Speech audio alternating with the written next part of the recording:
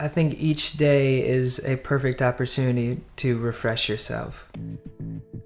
Whenever I'm performing or writing, I'm pretending I'm someone else. I'm putting myself in a different headspace to see what that person would say. That's where creativity comes in. It's kind of putting all these ideas that other people have already kind of thought of through your own lens, you know?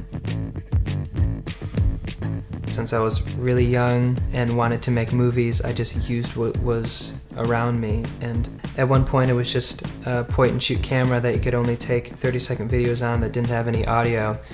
And really, I think that makes you have to tap into more of a deeper creativity because you have to work with what you have. You're constantly changing whether you are conscious of it or not, so I think reinvention is always happening.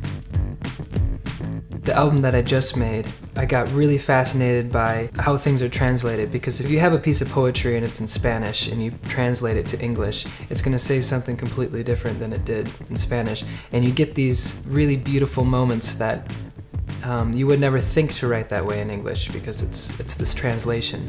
Just made things more exciting, I guess, and brought ideas that I wouldn't think of originally. I've been collaborating with an amazing dancer and choreographer.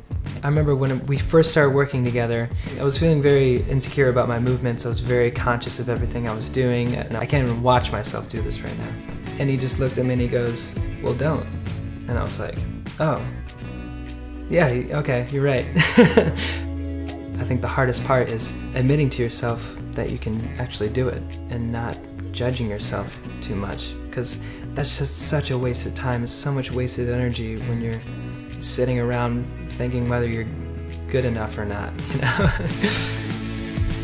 I like to constantly refresh my creative process because that keeps me excited. Don't tell yourself that it's impossible, and you can get a lot out of life that way, I think. Yeah. The future is yours. Make it.